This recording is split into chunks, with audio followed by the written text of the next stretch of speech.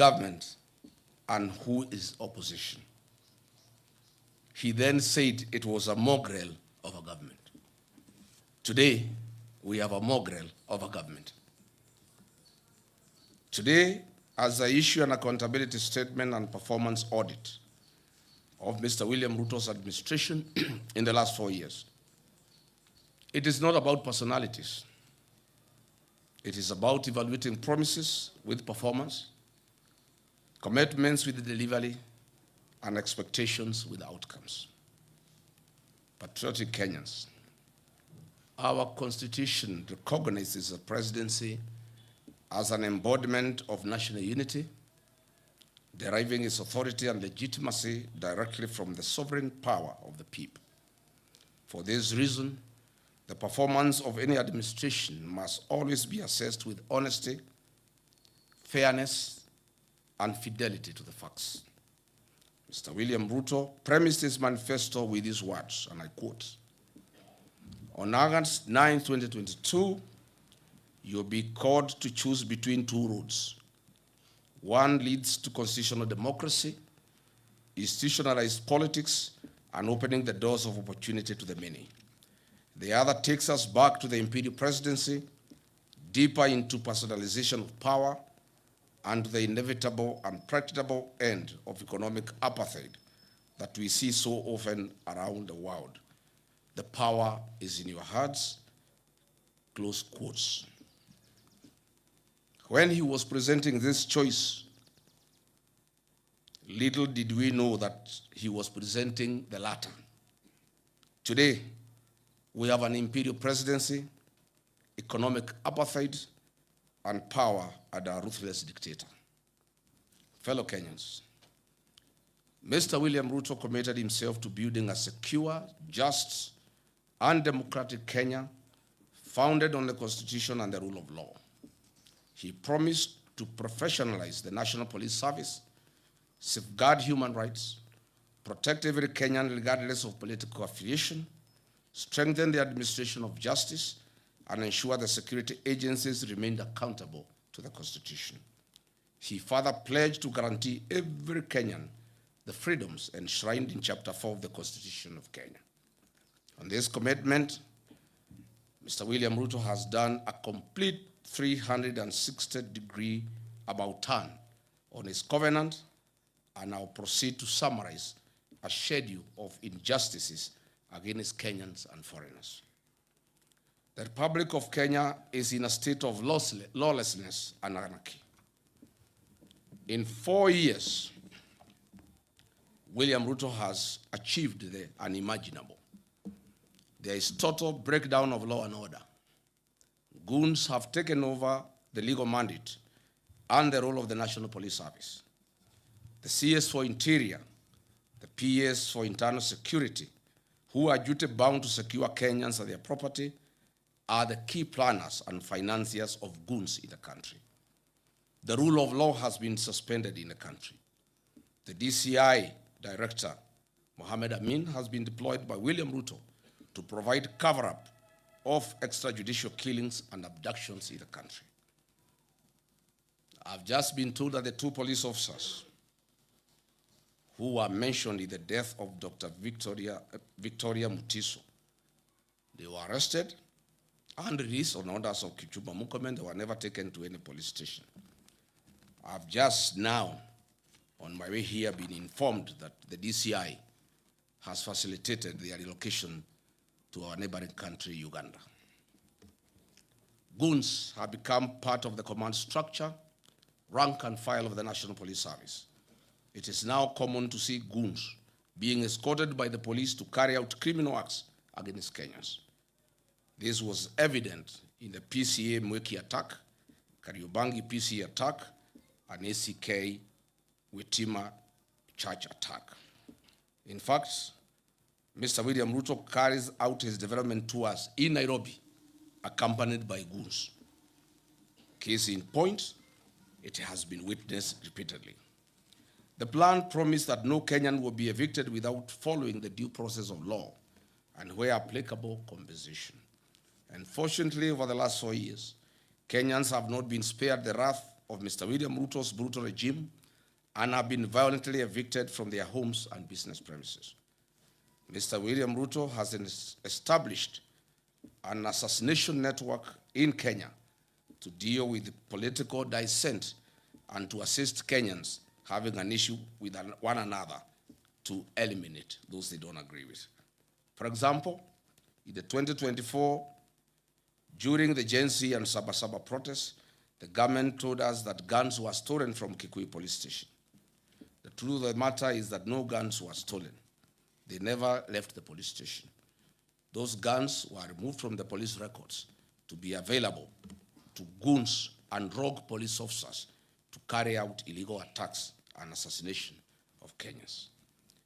Look at the classic example of Dr. Victoria Mutiso, who was assassinated on 19th July 2026, and lawyer Matthew Chalo, Bob, on 9th September 2025, by senior police officers in a feud related to personal property. This heinous murder was planned and executed by police officers from Kikuyu police station. This police station, as I've said, is a crime scene and an assassination empire. This is a situation in 4 years William Ruto has achieved to put up an assassination team available for hire by Kenyans who may want to eliminate other Kenyans. Rachel Wandeto was doused with petrol on the allegation of having a tattoo on her breast. CS Kipchumba Murkomen IG Douglas Kaja visited her in hospital. William Ruto vowed that the killers would be arrested. They said her death was motivated by certain political leaders. The scheme was planned and orchestrated by CS Murkomen and a nominated senator. Despite William Ruto having instructed that the killers be arrested, 3 months down the line, nobody has been arrested. Nobody will be arrested because she was killed by the police. The Reverend Dumia Kariuki of PCA Nakuru, a vocal church leader, was killed by Nairobi Sierra, a squad formed by Kipchumba Murkomen to intimidate the PCA church to agree to sell their properties in Mombasa, Nairobi, Kajiado, to William Ruto. The U.S. State Department, Bureau of Democracy, Human Rights and Labor, the Kenya National Commission of Human Rights, and the Independent Medical Legal Unit have documented over 700 cumulative cases of extrajudicial killings and forced disappearances across Kenya since late 2022 when William Ruto came to power. And with, of course, notable surge tied to the 2024 Gen Z protests, where 60 young boys and girls were killed. Mr. William Ruto, it is also important to note that alcohol and drug substance abuse is on a record high in the country. And the climax was when William Ruto appointed 2 known drug barons into his cabinet. William Ruto has therefore deliberately allowed the menace to grow in sections of the country that are not politically aligned to him. While serving as the country's deputy president, I ensured and chaired a multi-agency stakeholder meetings across country to exhaustively examine the root causes, extent, and impact of this growing disaster, with the aim of offering solutions. The initiatives were aimed at informing major government policy, measures, and prescribing interventions and actions to address alcohol and drug demand reduction, supply suppression, and harm reduction. Under my leadership then, I strengthened the intergovernment collaboration, and coordination in fighting alcohol, drugs, and substance abuse. I proposed several amendments of national and legal and county legal provisions on alcohol and drug control, coordinated and multidisciplinary licensing regime of alcoholic outlets where all stakeholders were involved, and proposed the establishment of county treatment and rehabilitation centers. I held high-level engagement sessions with the judiciary to fast-track alcohol, drug, substance abuse matters before then. William Ruto's 4 years have achieved unwarranted, excessive availability of drugs to our young people killing them and leaving others as zombies. I'm confident that on August 10, 2027, we will revisit this program and eradicate these vices in totality. The following are some of Kenyans who have been abducted and disappeared recently. Mark Million Carrier, he was abducted in Nairobi. Michael Olo, abducted in Nairobi. Families wept in the Milimani High Court demanding his release. His last location was along Kagudo Road. Evans Omondi, abducted alongside Olo and Carrier. Abdulaziz Duba Molu, alias Zizo, abducted in Kiamaiko on June 23, 2026 by armed individuals in civilian clothing and police uniforms. Davis Lichuma, a rights activist seized by the masked operatives outside Parliament, later traced to a hospital heavily battered. Omwancha Clifford Evans, listed among the recent abductees by local human rights groups. Manyura Morisori Douglas, still missing following a wave of clandestine security enforcement operations. Jimmy Mtava Mwanzi, abducted in Mlolongo, not seen to date. He was abducted at the instructions of DIG Langat. Dennis Chege, an activist who was said to be involved in the Gen Z protests, vanished and remains completely unaccounted for to date. Brian Stigo, a Nakuru fisherman, who mysteriously went missing in 2022 under similar contested operations at Lake Nakuru National Park. The plan promised Kenyans that the National Coroner Service Act of 2017 will be amended to establish the Coroner General's Office. The objective and aim of this amendment was to remove the burden of investigating suspicious and police action deaths from regular police channels and DCI. Further, the amendment of the Act was aimed at removing potential conflict of interest and ensuring absolute transparency in handling and explaining deaths, enforced disappearances, or fatalities resulting from the law enforcement operations. 4 years later, this promise has not been fulfilled. National Coroner Service Amendment Bill 2026 was officially published in the Kenya Gazette on April 16, 2026, and received by the Directorate of Legal Services in July 2026. It is currently at the introduction and pre-reading stage in the National Assembly, awaiting formal first reading and committal to the relevant departmental committee. Mr. William Ruto has also facilitated acts of transnational repression against foreigners in Kenya. More specifically, on July 24, 2024, 36 Ugandans, members of a Ugandan opposition political party, as part of a joint Kenya-Ugandan security agency operation, and were forcibly returned to Uganda. On October 18, 2024, 7 Turkish asylum seekers were abducted in Nairobi by masked men. Kenya later confirmed it forcibly deported 4 of them to Turkey in a joint security operation, citing bilateral ties, drawing severe condemnation from the Office of the United Nations High Commissioner for Refugees and Human Rights. On November 16, 2024, Kiza Bisinje, leader of another Ugandan opposition party, was kidnapped by Ugandan agents while visiting Nairobi. Kenya government officials claimed they were unaware of the abduction, but the Ugandan authorities maintained it was a coordinated action between the two governments. Tanzania journalist and human rights activist Maria Sarangi was on Sunday, 12 January 2025, almost abducted here in Nairobi. Prominent Zimbabwean constitutional lawyer and human rights defender Brian Kagoro was detained and deported from Kenya on February 22, 2026.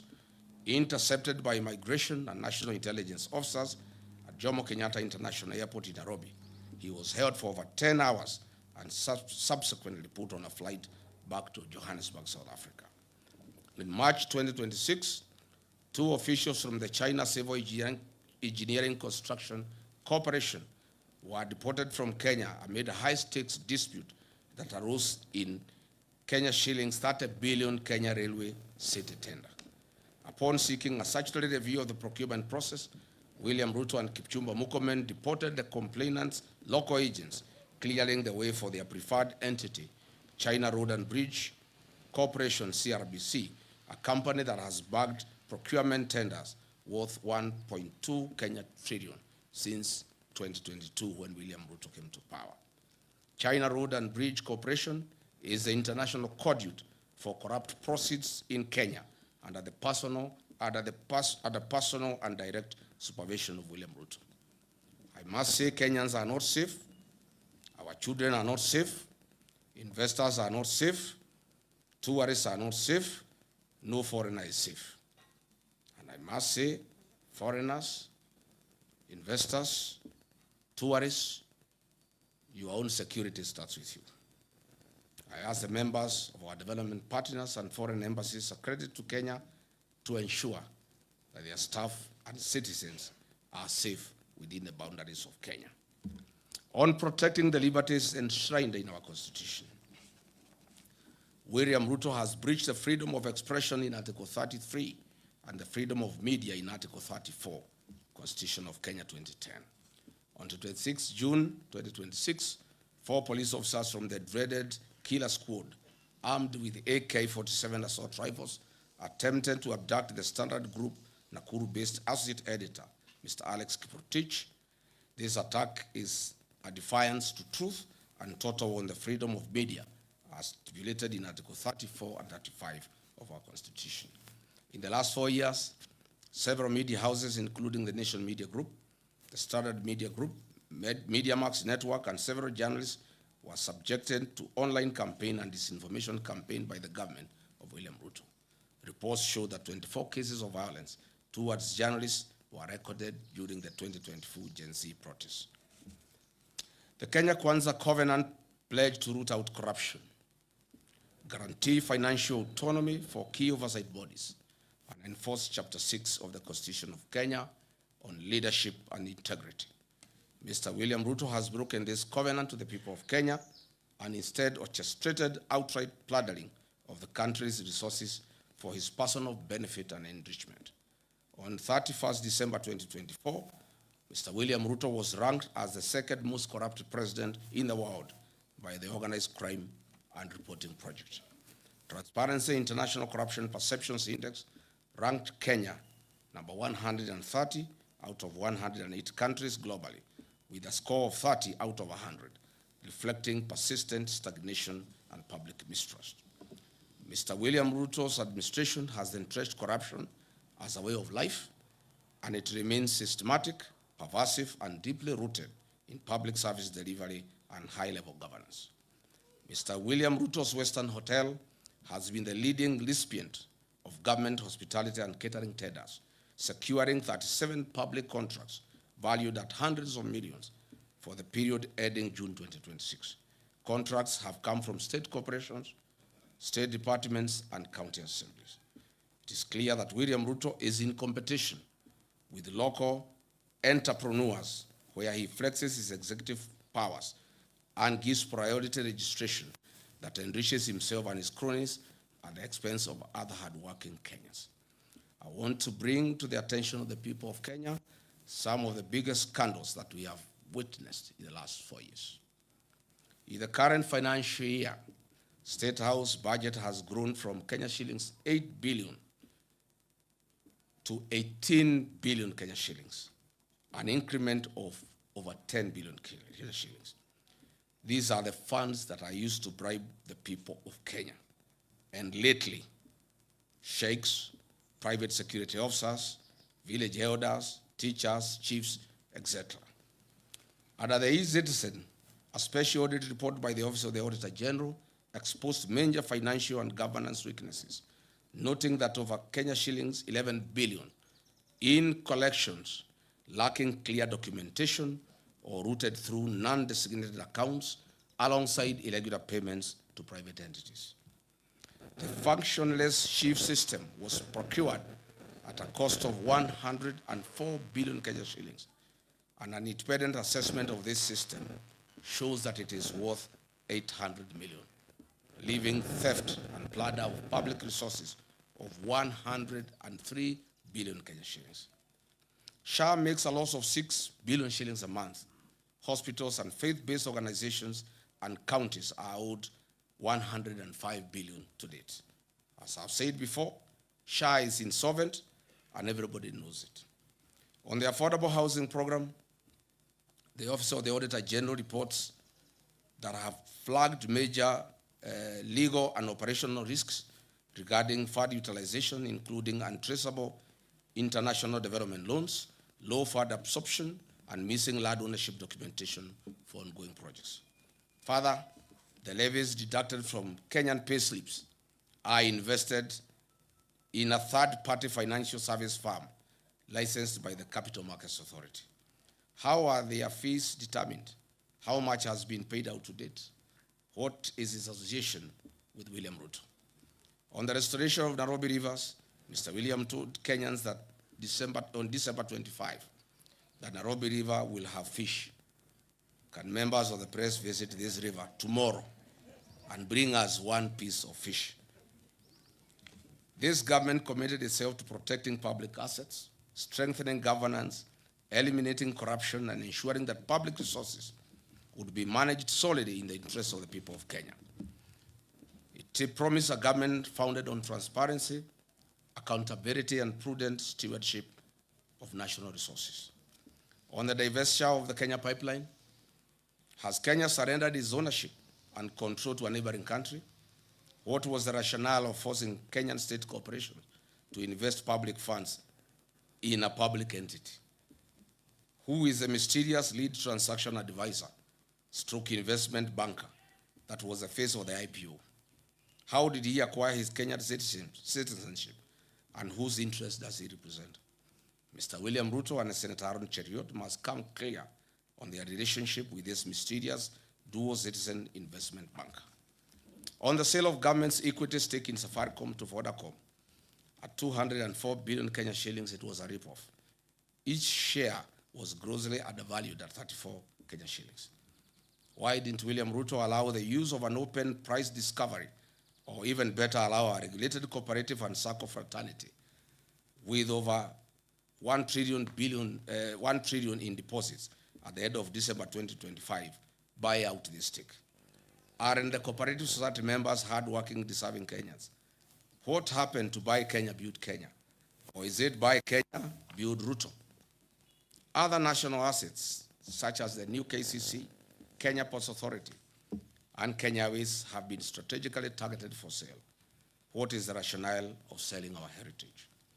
Had hard-working Kenyans remit over 100 billion Kenya shillings monthly to the National Social Security Fund, NSSF.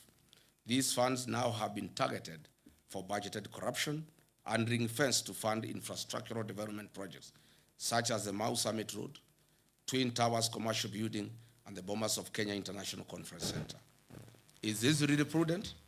Are our pensioner funds safe? What is the role of the mysterious dual citizen investment banker in structuring the fund management contracts issued by NSSF? The Communication Authority of Kenya, Universal Service Fund, has recently approved the transfer of 45 billion Kenya shillings to the National Intelligence Service, allegedly for the procurement of an ICT system whose market value is only 2.5 billion. This approval was given by the then chairperson of the Communications Authority in the hope that her business loan would be repaid from the proceeds. As explained earlier, China Road and Bridge Company, CRBC from China, is the major conveyor of corruption in Kenya and is the recipient of projects worth 1.2 trillion, namely the Naivasha, Malaba, SGR, Mombasa SGR, JKI modernization projects, Talanta Stadium, Southern Bypass, Eastern Bypass, Western Bypass, Makuba Bridge, and Bomas of Kenya, among others.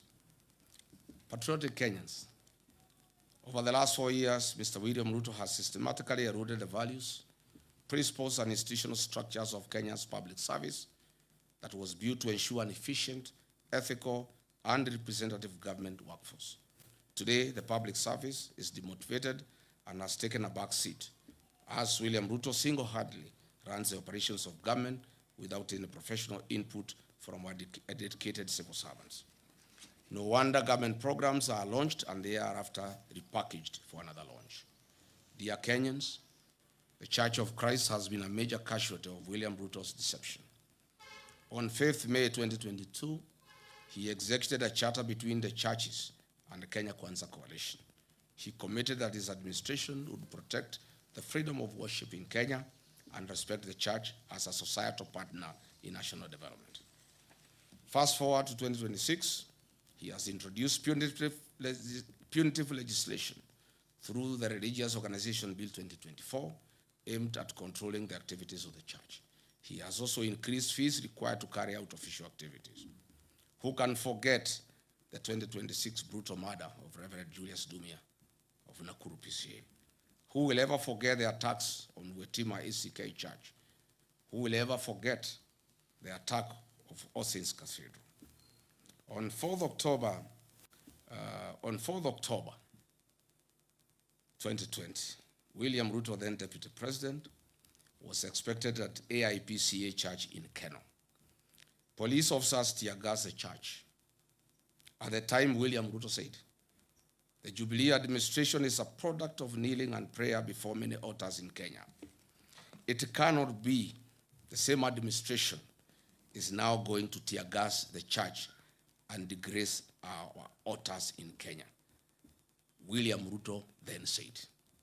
Today, as president, the church is a serious attack.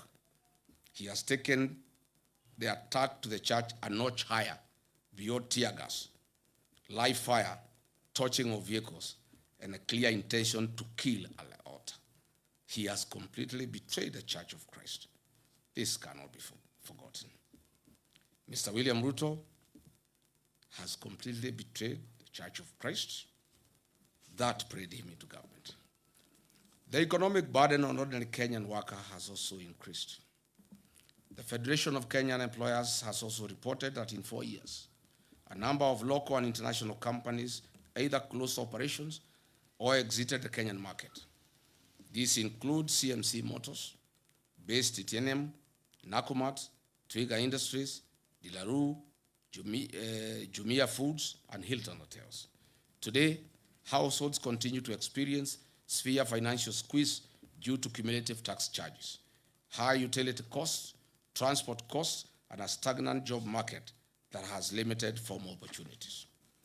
While in office as Deputy President of the Republic, I championed the restoration and the recognition of prior learning program as an avenue to increase opportunities and income for non-certified but skilled Kenyans that are the providers of goods and services that we consume as a nation.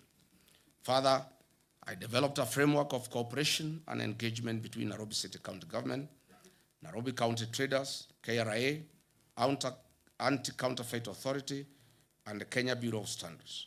The objective of the framework was to A, provide a platform for resolution of disputes arising out of trading activities and the informal sector, foster goodwill, cooperation, and consultation between the parties, recognize the importance of collaboration in achieving shared goals in the informal sector, and promotion and improvement of the well-being of traders and their micro, small, medium enterprises. What happened? As soon as I left office, William Ruto and Nairobi City Governor Johnson Sakaja abandoned this framework. You all remember that on 8th August 2022, a liter of super petrol retailed at 159 shillings. A liter of diesel retailed at Kenya shillings 140. As we speak today, the price of super petrol is 214 Kenya shillings and diesel 222.86 for a liter of diesel, representing an increase of 34.05% and 59.18% respectively. These increases have been contributed to higher transport costs, increased food prices, and a greater pressure on household incomes.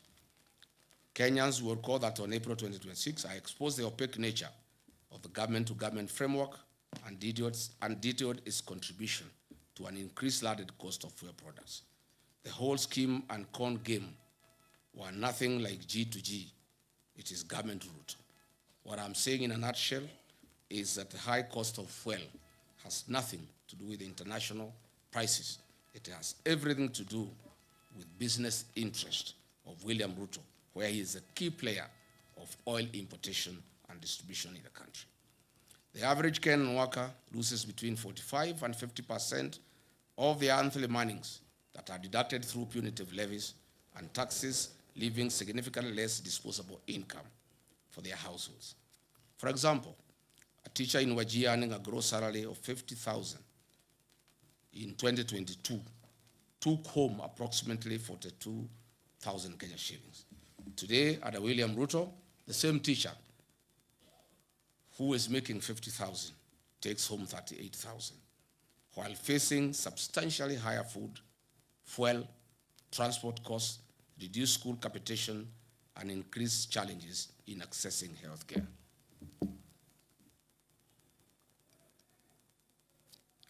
Coupled with the rising cost of petroleum products, the Kenya Kwanza covenant to put money into people's pocket is nothing but a pipe dream. If anything, Mr. William Ruto has achieved the complete opposite and has taken money out of Kenyans' pockets, leaving them with a reduced net disposable income. This covenant was central to the plan to improve the lives of Kenyans. As the party leader of DCP, I once again called on this government to cushion the payslip by suspending the affordable housing levy and reducing the payee tax burdens. This, together with the review of petroleum price framework, taxes charged will give Kenyans an increased net income. A punitive and unpredictable taxation regime is one of the principal causes of the high cost of living. William Ruto should lead from the front and actualize his promise made in the wake of the 2024 Gen Z protest to reduce government recurrent expenditure. State House does not need 18 billion Kenya shillings for 12 months. These funds could be used to subsidize rising fuel and food costs for the benefit of Kenyans. Or better still, these funds can be used to ensure farmers in arid and semi-arid lands have access to clean water for domestic purposes, farming, and for their livestock. Patriotic Kenyans, Mr. William Ruto promised to build a disciplined, transparent, and accountable government founded on prudent public finance management, constitutionalism, and the rule of law. He pledged to reduce the cost of government, manage public debt responsibly, eliminate corruption, strengthen institutions, and uphold the Constitution while protecting the rights and freedoms of every Kenyan. 4 years down the line, the government introduced new tax measures, expanded statutory deductions, implemented changes to public finance management, and undertook toxic borrowing to finance government programs.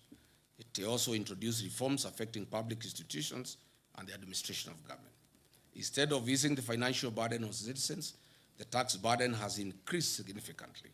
Households have experienced reduced disposable income while facing higher prices for food, fuel, electricity, and other basic commodities. On the debt management, why is this regime in open violation of Article 211 of the Constitution of Kenya 2010 and Section 15(2)(c) of the Public Finance Management Act 2012 that strictly prohibits the financing of recurrent expenditure using debt? Looking back, we know that the Grand Coalition government borrowed an average of 200 billion shillings annually. The Jubilee government of Uhuru Kenyatta borrowed an average of 700 billion shillings annually. This regime of William Ruto borrows an average of 1.4 trillion annually with no corresponding development. Since August 2022, Kenya's debt growth has entered a dangerous pattern of continuous triple-digit or near triple-digit expansions. As we speak today, every citizen of Kenya and every child born as of this morning has a debt of Kenya shillings 221,000. This country has a debt of 13.02 trillion, up from Kenya shillings 8.6 trillion in August 2022 when William took over. Mr. William Ruto has borrowed in excess of 5 trillion over the last 4 years. This regime, on a borrowing spree, borrows an average of 3.5 billion Kenya shillings daily and steals 3 billion shillings daily. Why borrow to steal? On average, this government steals from the people of Kenya 125 million shillings every hour. Calculated, this government is stealing every minute 2 million shillings from the people of Kenya. Dear Kenyans, the National Treasury has delayed disbursing the equitable share of revenue to counties. These cash flow delays have routinely stalled county operations, delayed staff salaries, and inflated pending bills to over 156 billion, despite legal mandates requiring timely monthly transfers. Misplaced priorities such as funding State House budget by 10 billion, building state lodges and airstrips has caused cash flow constraints. The strengthening, devolution, and improving the timely disbursement of funds was at the core of the Kenya Kwanza covenant with the people of Kenya. Once again, this promise has been broken. Patriotic Kenyans, ladies and gentlemen, measured against the promise to lower the cost of living, improve access to affordable credit, and strengthen small businesses, the evidence presented suggests that many Kenyans have yet to experience the relief that was promised. Mr. William Ruto made an ambitious commitment to the people of Kenya. The promise was to place young people at the center of Kenya's economic transformation and restore hope to millions of young people seeking meaningful work. The population of Kenya is 75% youthful. The African Union has long urged African countries to harness this demographic dividend by investing in young people. It is therefore fitting that we assess one of the administration's flagship commitments, expanding credit opportunities to Kenyans' youth. The Kenya Kwanza administration promised to establish a 50 billion hustler fund to provide affordable credit to mama mboga, boda operators, mkokoteni operators, and other small-scale entrepreneurs. This commitment was to ease financial constraints, promote enterprise, and improve the livelihoods of ordinary Kenyans. Mr. William Ruto established the Hustler Fund, whose head and tail cannot be traced. As it were, the financing programs intended to support micro, small, and medium enterprises. The Hustler Fund is said to have disbursed 87 billion Kenya shillings to 28 million people. What a paradox. What a lie. I am yet to hear of anyone Kenyan saying that they have expanded their business courtesy of the Hustler Fund. Limiting the disbursement of funds to registered cooperatives would have probably made a greater economic impact and would have reduced the mobile loan default rate that is very high. I have raised fundamental questions on the effectiveness of the Hustler Fund in meeting its stated objectives. The truth of the matter is the high rate of loan defaults and low loan disbursements, in many instances 500 shillings, are insufficient to establish or grow a sustainable business venture anywhere in the country. This is simply a lost cause and was a fraud. 4 years ago, Kenyan women were promised dignity, economic empowerment, and their welfare. 4 years later, the women continue to experience economic hardships occasioned by a high cost of living, increased medical and education costs, and an unsustainable credit framework under the Hustler Fund and Women Enterprise Fund. The discontinuation of projects such as Linda Mama and Edu Afya have increased the cost of accessing healthcare and education services to women and their families. Mr. William Ruto has ignored Justice John Mativo's 2017 ruling and the former Chief Justice Maraga 2020 advisory to entitle a legislative framework and implement the 2/3 Jeta rule despite having a parliamentary majority. Patriotic Kenyans, the Kenya Kwanza commitment was to turn the housing challenge into an economic opportunity. They promised to build 250,000 houses every year. This was the promise.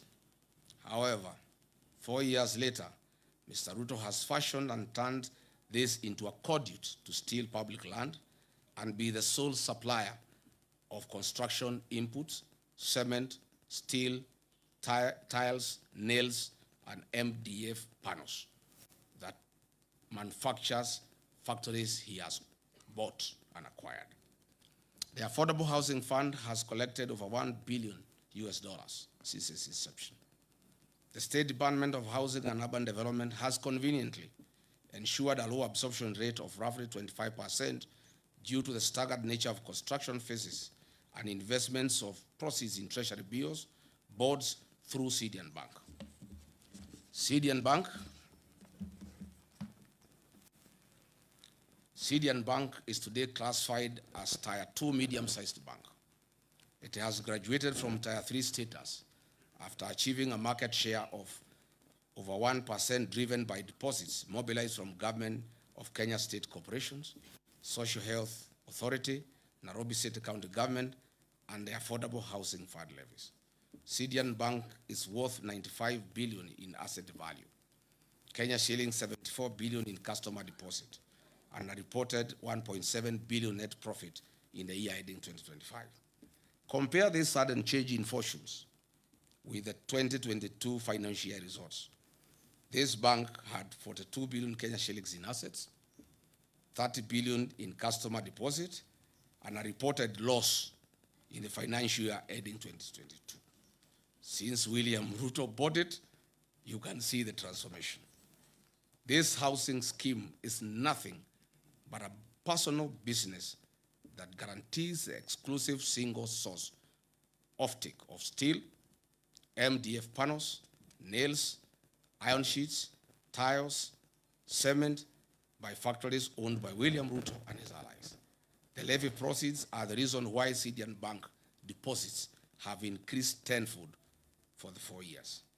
If it were a genuine program, why is it being forced down citizens' throat? There was no promise to raise the payslip of the Kenyan worker in the name of a punitive housing levy. Private businesses must be left to do their work as the government does its work. It's important that the workers of Kenya know that monies deducted from their payslip is invested in CDN Bank owned by William Ruto, who is collecting the profit. In my view, and as expressed before, the affordable housing scheme should be made optional to Kenyans to allow them to participate at their own free will.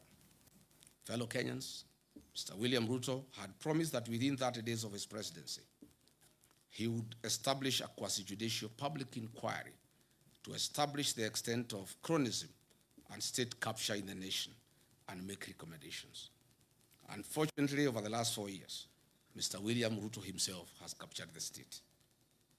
He has focused on centralizing control of independent constitutional commissions, state entities, public sector procurement, and unwarranted sale of strategic national assets. All these measures are aimed at achieving the sole objective of enriching William Ruto at the expense of 55 million Kenyans. It should be noted that William Ruto has achieved the milestone of being certified as a US dollars billionaire in a record 4-year courtesy of looting Kenyan public coffers. Mr. William Ruto's 4 years in office has accomplished a mission of driving Kenyan entrepreneurs out of business. Contractors are out of business. Traders are out of business. William Ruto has captured all businesses and he's in competition with the Kenyans that he leads. He has used his office to flex muscles on traders. Where he has not pushed, his cordial CRBC has come in. Mr. William Ruto has investments in virtually every sector of Kenya's economy, namely banking and finance through CDN Bank, investment banking through Rock Investment Bank, a CMA license issued in 2026, and is the fund manager of NSSF and PSSF pension funds, insurance through Amaco, capital markets through ZD Platform, hospitality through Weston Hotel and Leeds Caraton in the Mara, cement through the various companies that he bought, including Baburi and East African Portland Cement, betting through SportsPesa, Sportbet and Betika, aviation through Kwale Island Development, healthcare through Nairobi West Hospital, telecommunication through East African Device Assembly Limited, oil and energy through Gulf Energy and oil marketing companies, energy gas through Taifa Gas, construction, farming, currency security, he has recently bought Daru, transport, he has even gone into the matatu business.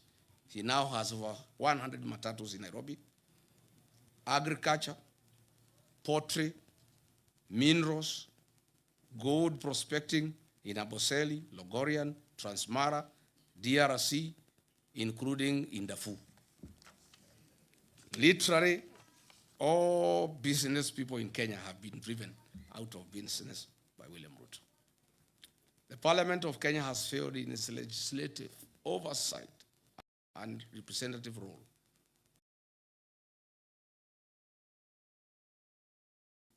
Its members, except the few who hang around with me, are on record boasting how they are paid for everything that they pass in Parliament.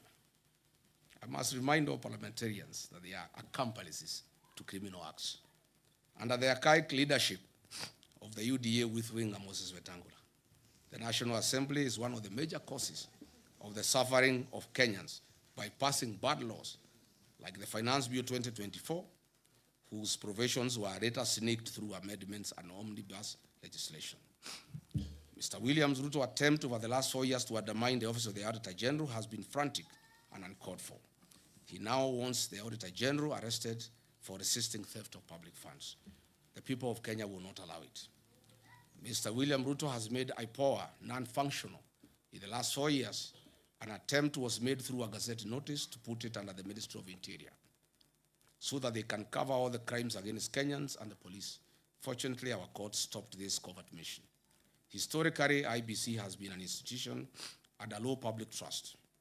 It is in the public domain that IBC, as currently constituted, enjoys low public trust among Kenyans.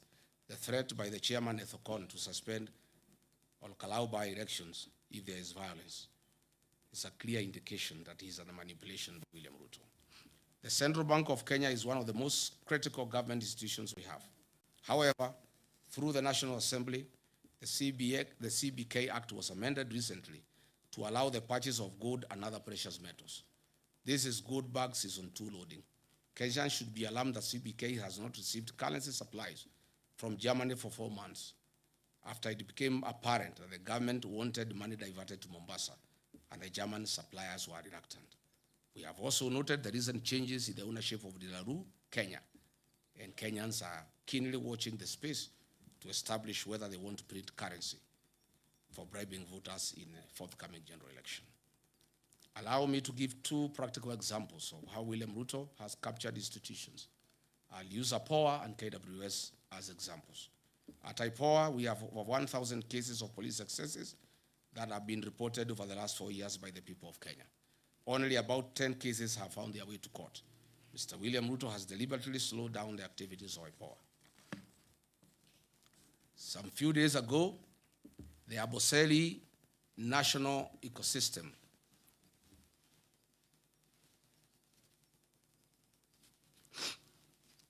the Amboseli National Park ecosystem, 15 elephants died and some lions died later. We were cheated that they were died through suspected cyanide poisoning from pesticides. Tell the Kenyans the truth, Mr. William Ruto. Doing cyanide lynching to extract gold prospects. And this warning goes to the people of Ikolomani in Kakamega, where Mr. William Ruto is eyeing your gold deposits. Be very careful. Again, the CS for Health issued a Gazette notice, number 11492, on 30th July 2026, on the mandatory inbound travel health insurance for tourists traveling to Kenya to have travel insurance in Kenya. We know the reason. This is because goons are after tourists in the country, and now they want to force an insurance policy down their throats.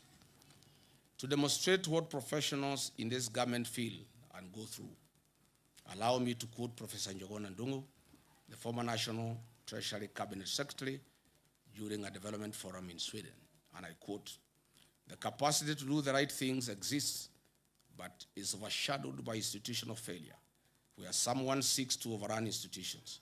The current president is overrunning all institutions, leading to conformity driven by fear within these institutions," close quote. What is this if not impunity of the highest order? Patriotic Kenyans, historically, land is one of the most emotive issues in Kenya. Mr. William Ruto has promised to settle all historical land injustices in Kenya and resettle millions of squatters across the country. Unfortunately, he has scored the lowest in this matter and created many war fronts on the land question. Over the last 4 years, William Ruto and his cronies have been involved in an historic high-level grabbing of land and misuse of public lands. For instance, 2,800 acres have been grabbed by Ruto and his cronies in Kebiko, Kajiado. 6,000 acres of land in Waso Kedong in Suswa has been grabbed. 5,000 acres of land, or Kyobo in the Masai Mara, has been grabbed. 1,000 acres of land for Puko and Limanet within Narok Township has been grabbed. Over 7,000 acres of land of Olokuto adjudication section in Narok North. Kehoto land, about 300 landowners risk being thrown out of their 700 acres of land. Davivi land in Naivasha has been grabbed by William Ruto. He has put up a home and he is growing wheat and maize in the farm. Banita settlement scheme, 14,000 acres of land have been grabbed. Olongai land, about 167,000 people are at the risk of eviction as this land is being grabbed. Egerton University land, Oscar Sudi, Samburu, and William Ruto have grabbed 2,000 acres of land meant for the university where they are doing wheat farming. Patriotic Kenyans, health has long been one of Kenya's foremost national priorities. Building on the gains made at our Kenya Vision 2030, the Kenya Kwanza administration committed itself to delivering universal health coverage by guaranteeing every Kenyan access to affordable quality health care. The plan pledged to realize the constitutional right to health through a reformed national health insurance scheme founded on the principle of leaving no one behind. To implement this commitment, the government replaced the National Health Insurance Fund, NHIF, with a failed and fraudulent scheme called SHA that has left millions of Kenyans on their own. The discontinuation of Linda Mama and Edu Afia on December 31st, 2023, has left significant gaps in healthcare coverage. In 2022, Edu Afia provided medical cover to 3.4 million secondary school students at an annual cost of 3.2 billion. Today, approximately 4.1 million secondary school students no longer enjoy that medical cover, leaving parents to bear the full cost of treatment. Mr. William Ruto had committed to addressing the inequities in Kenya's education system so as to level the playing field for all children, irrespective of their background. He further committed to equitable universal basic education defined as 12 years of schooling. He further committed himself to protecting and strengthening the gains made under free primary education and free day secondary education, while ensuring that every Kenyan child had access to quality, affordable, and equitable education. He also pledged to strengthen higher education financing and invest in the nation's human capital. The William Ruto government inherited landmark education reforms introduced by previous administrations. Free primary education launched in 2003, free day secondary education introduced in 2018, that had significantly expanded access to education for millions of Kenyan children. The commitment was not only to preserve these gains, but to build upon them by ensuring adequate capitation, sustainable financing, and improved access to quality education for all. In the words of the third president of the Republic of Kenya, the best president we have ever had, Mzee Mwai Kibaki, and he said, and I quote, "Education is the ultimate means of ensuring an equitable society. Equitable education ensures that every child has a chance to fulfill their potential and rise to the highest level of accomplishment," close quote. 4 years later, the government has caused irreparable instability and confusion in the education sector. The gains made by the previous administration under free primary education and free day secondary education have been eroded to dust. Secondary school parents now showed a substantially higher education cost, while the level of government capitation has failed to keep pace with inflation and rising operation costs. The capitation rate established in 2017 was 22,000 per student. However, today's schools receive only 9,000 per student during the previous financial year, creating a significant funding gap. Our public universities are facing unprecedented unprecedented financial distress. University debt has increased from 60 billion in August 2022 to approximately 100.3 billion Kenya shillings, representing an increase of Kenya shillings 40.3 billion, or about 67% increase. As a result, many institutions are experiencing severe financial challenges that will affect the delivery of quality education.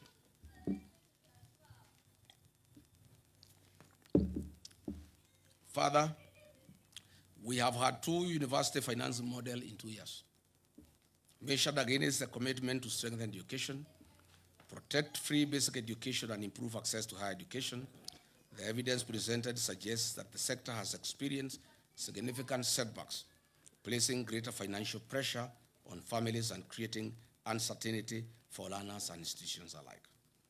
Ladies and gentlemen, Mr. William Ruto pledged to invest 250 billion Kenya shillings into the agricultural sector to shift the country from food security to surplus production. Recognizing its strategic importance, he pledged to transform the agricultural sector by increasing productivity, improving farmer incomes, and revitalizing key value chains. The administration committed itself to revamping underperforming export crops, expanding emerging high-value crops, strengthening the tea value chain, supporting food security, and promoting agro-processing as a driver of economic growth. Despite the commitments made, our farmers have experienced increased economic hardship. Net incomes have reduced due to increased cost of inputs, higher taxation rates, high transport and distribution costs due to reclassification of VAT status. Agriculture continues to receive approximately 2% of the national budget, significantly below the African Union 10% target under the Maputo Declaration. The tea sector has faced considerable challenges over the past 4 years. This is due to the deterioration of Kenya's economic and diplomatic relations with Sudan, historically one of the largest buyers at the Mombasa tea auction. Sudan's annual consumption of Kenyan tea declined from approximately 10.7 million kilograms to about 1.7 million kilograms, leaving substantial volumes of tea unsold. But why has this happened? Mr. William Ruto's appetite for business and money has failed Kenya. His close association with the Sudan's RSF warlord, Mr. Hemeti, in illegal trade of gold in exchange for weapons, has reversed the gains we have made. These internationally sanctioned war criminals live in Kenya under state protection and have been issued with diplomatic passports and ID cards by Kipchumba Murkomen. U.S. Senator Jim Risch, chairman of the Senate Foreign Relations Committee, while noting Kenya's NATO ally status, criticized William Ruto during a May 2025 hearing. Senator Risch questioned Kenya's loyalty following its facilitation and hosting of Sudan's paramilitary rapid support forces, RSF. Rice farmers in Ahero, West Kano, Bunyala, Bura, and Mwea have also faced significant challenges. Although rice was identified as a strategic import substitution crop, import volumes approaching 1 million metric tons annually have depressed local paddy prices, leaving many farmers with unsold stock. Just recently, on 6 July 2026, William Ruto authorized the gazettement of duty-free importation of 490,000 metric tons of grade 1 milled white rice before 30th November, June 26. It estimates that this represents a missed economic opportunity exceeding 100 billion Kenya shillings if domestic production had been given priority before this duty-free window was open. Even though state sugar mills have been leased to private sector players associated with William Ruto, their principal business model is to import sugar instead of purchasing locally grown sugar from farmers. This has left 320,000 small-scale sugarcane farmers now facing an uncertain future. The targeted turning of 2 million poor farmers from food deficit to surplus producers using input finance and agricultural extension support. To date, show me one farmer in Kenya who can come forward as a testimonial. Instead, this farmer has nothing. In fact, small-scale farmers in Mwea and Ahero are currently in court trying to salvage their crop after government gazetted the importation of 490,000 metric tons of rice for importation. Tea farmers are crying. A 0.8% levy has been introduced, and this year's bonus will reduce from 45 Kenya shillings per kilo. Sugarcane farmers in Western Nyanza and Kisii, the government is unable to pay 270 million owed to them. Cane per ton has reduced from 6,500 to 5,000. Dairy farmers who have supplied milk to new KCC have not been paid for 6 months. It is further alarming that the National Agricultural Value Chain Development Program allocation dropped by 54% to 54% from 10.2 billion Kenya shillings in 2025-2026 financial year to 4.7 billion Kenya shillings in 2026-2027 financial year. This is a direct assault on the agricultural value chain in Kenya. As Deputy President, I initiated progressive reforms in the agricultural sector that increase returns for tea, coffee, dairy, and other cash crops. Through my efforts, we negotiated an 8 billion debt waiver for coffee farmers that was suspended as soon as I left office. More can and more will be done once we form government on August 10 next year. Patriotic Kenyans, William Ruto pledged affordable credit and working capital through an accommodative financial ecosystem, removing structural exploitation and removing barriers to unsecured agricultural credit. To date, the Agricultural Finance Corporation is underfunded. It has a demand of 15 billion Kenya shillings per year from farmers, but the promise to fund it by 10 billion Kenya shillings per year was a hoax. Instead, those who borrowed are being auctioned. Dear Kenyans, William Ruto pledged to revive collapsed cooperative factories and processing plants such as sugar and dairy sectors, and guaranteed minimum returns for farm products. Show me any revived sugar factory. Instead, they have been sold, and they have been bought by Ruto and cronies. Where is the cashew nut factory you promised in the coast? Where is the value addition centers you promised in 47 counties? Where are the county industrial and aggregation parks you promised? Where is the state-of-the-art slaughterhouse you promised at Bachuma for animals in northern Kenya? Where is the nitrogen fertilizer factory you launched in Naivasha? Where is the marble factory you launched in Vihiga? On value chain investments, he designated a specific capital infusion, including 250 billion for tea value chain, and expanded the investments in dairy farming and coffee cherry funds. Where are these funds? Nowhere. On blue economy and fisheries, funding for fisheries and the blue economy decreased by 30% from Kenya shillings 11.15 billion to Kenya shillings 7.83 billion. Livestock sector allocations of livestock fell by 14% from Kenya shillings 13.6 billion to 11.6 billion. On eradication of hunger and improved food security, the country was promised prosperity by Ruto. Unfortunately, the number of undernourished people in Kenya increased from 10.1 million in 2004-2006 to 19.7 million in 2023-2025. It is more troubling when you look at the costs of a typical household food basket. A food basket is estimated to have risen from Kenya shillings 15,000 in 2022 to over 19,000 shillings today, an increase of more than 26%. Essential commodities such as electricity, chicken, beef, sugar, kerosene, bread, and milk have all become significantly more expensive here in Kenya over the last 4 years. Patriotic Kenyans, 4 years ago, this government promised the people of Kenya dams and water. 50 mega dams across the country were promised. 200 medium-sized dams across the country were promised.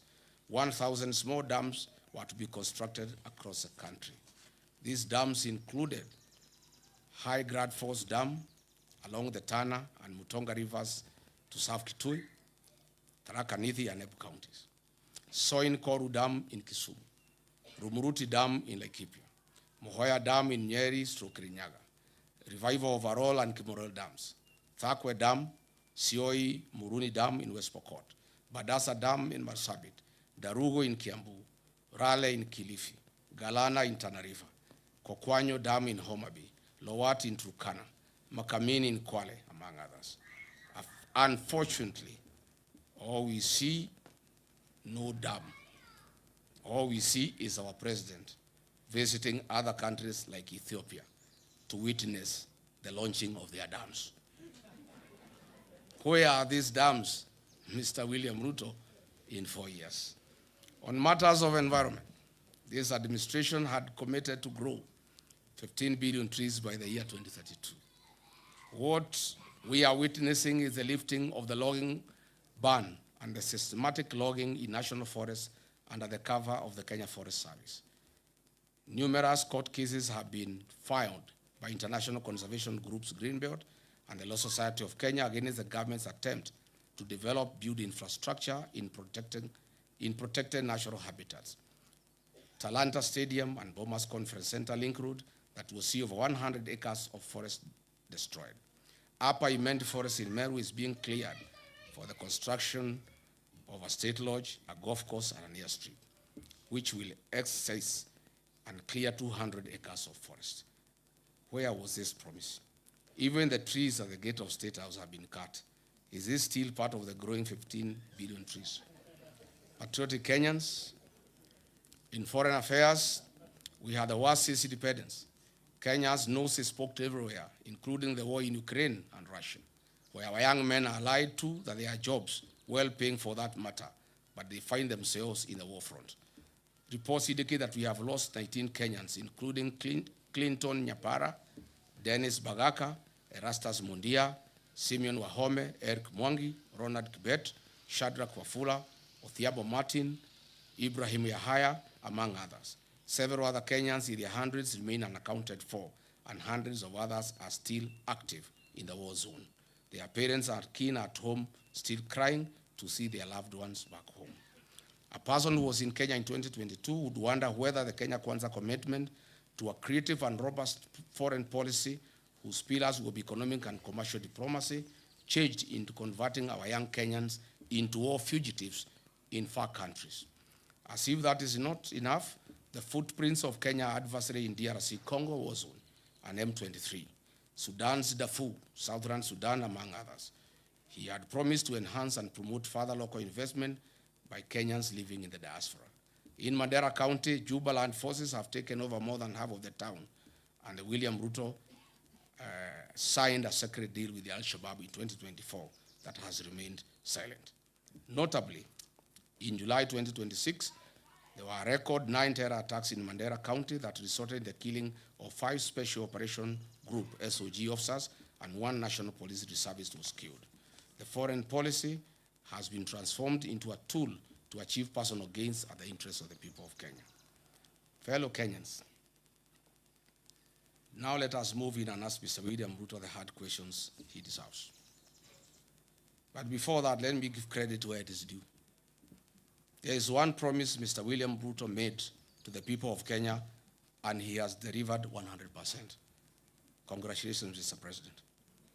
Mr. Ruto, you promised to permanently retire the late Prime Minister, Right Honorable Raila Odinga, in Bondo and finish ODM. You have succeeded in both. Odinga is permanently retired in Bondo and ODM is no more. There are many prominent deaths that have occurred in Kenya and they have not been resolved. Kenyans want to know what happened to Raila Odinga. Why were the medical doctors of the late Prime Minister denied access to him at the last hours? Why did he have doctors from Nairobi West Hospital, a hospital closely associated with William Ruto, than his own doctors? Why were the instructions of Raila's doctor ignored that Raila shouldn't travel? Raila Odinga was a respecter of rural traditions and customs.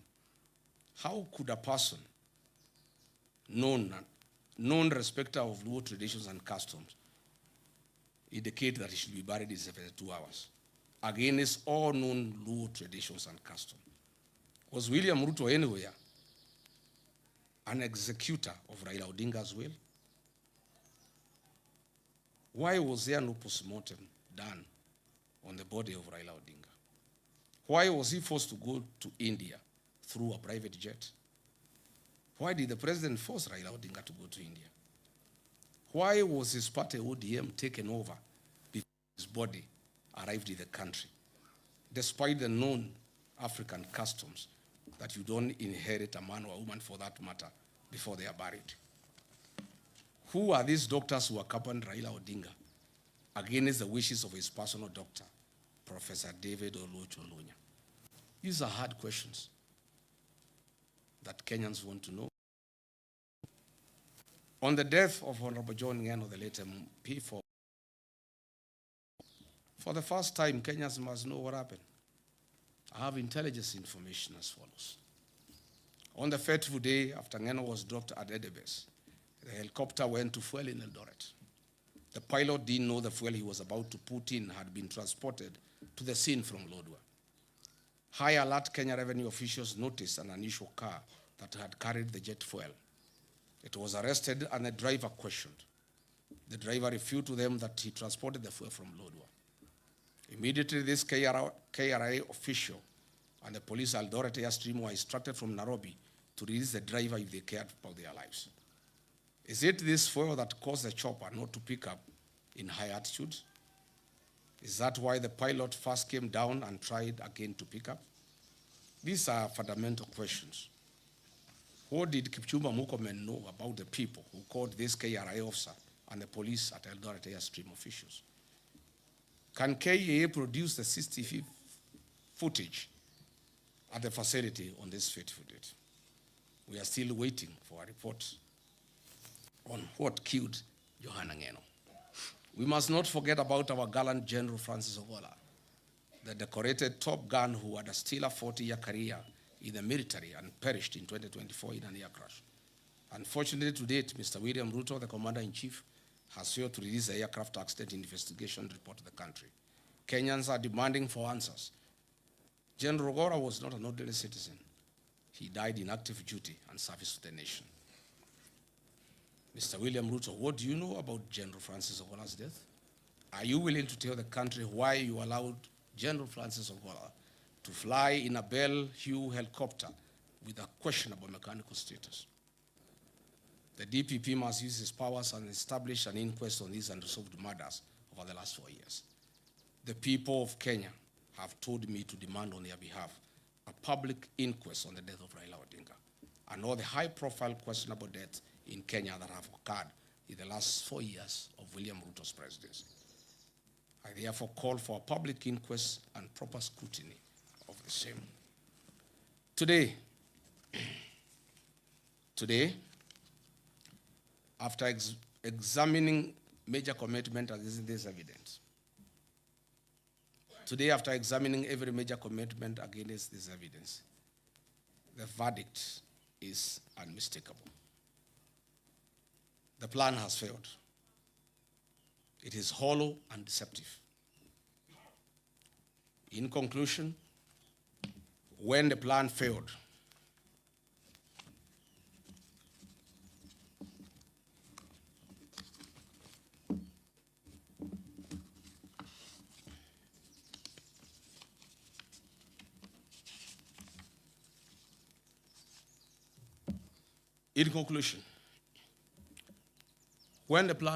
Kenyans were told that the answer lay in Adico. It too has failed to deliver the hope, unity, and reforms that were promised. Thereafter came the 10-point agenda, presented as a renewed roadmap to rescue the country. It has equally failed to change the trajectory of our nation. In failing the plan, the administration has failed to keep Kenya on the development path envisioned under Kenya Vision 2030. The question before the people of Kenya is therefore simple. If the author of the plan could not deliver the plan, if NADCO has failed to provide solutions, if the 10-point agenda has failed to change the country's direction, what reason do Kenyans have to expect a different outcome after 2027? You have all heard William Ruto constantly accusing the opposition of having no plan. I ask Kenyans instead to look at his track record. He came up with a bottom-up economic plan. As we have seen, it has failed. He came up with an article. He has failed to deliver. He came up with a 10-point agenda. He has failed to deliver. He came up with a Singapore. It has failed. And now, before he has honored a single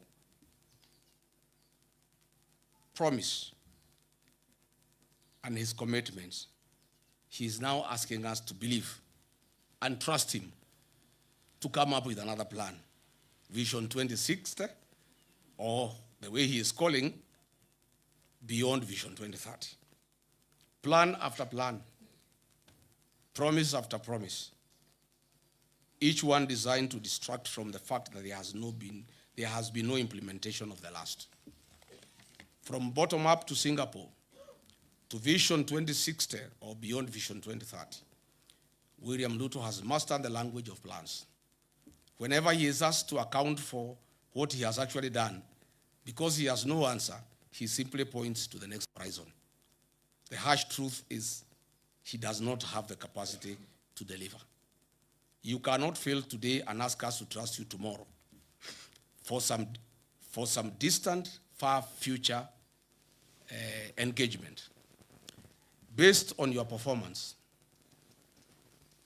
Kenyans don't want to hear about Vision 2030 or Beyond 2030. They want to know one thing. What will you deliver in the 364 days between today and the next election? Of all the promises you have already made, which ones can we expect you to keep? That will be your marking scheme 1 year from today. And Kenyans are doing you a favor.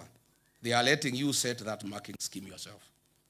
They are not making their own demands. They are just using your own commitments as the standard. So when the day comes, you should have nothing to complain about. Leadership is judged by results, not by promises. Governments earn another term through performance, not through visions and persuasion. That is why millions of Kenyans are saying one term.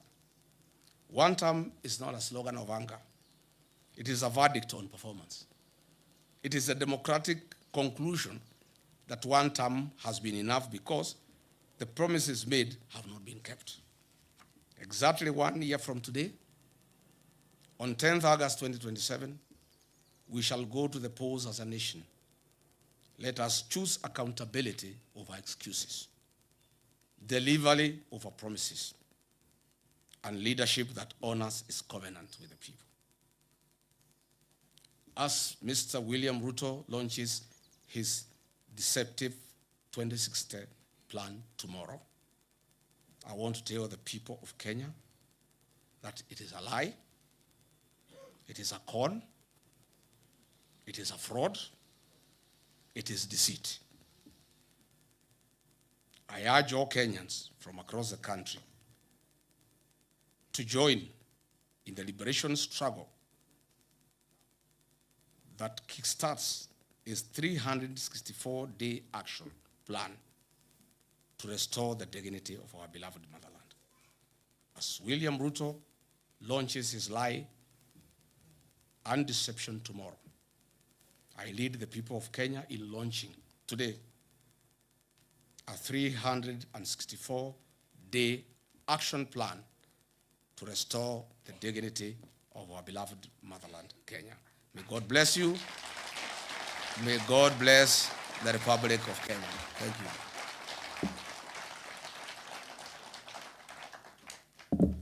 Asanteni sana. Thank you. Ladies and gentlemen, His Excellency the Second Deputy President, State of the Nation Address. Jamani, makofi tunapoendelea kuzingatia maendeleo katika nchi yetu, kuendeleza uongozi wa ukweli na uongozi ambao umeajibika. Studio, tukiwa hivyo tutasalia kusimama, tucheze wimbo wa taifa. Basi baada ya hapo tutaweza kuondoka. Studio.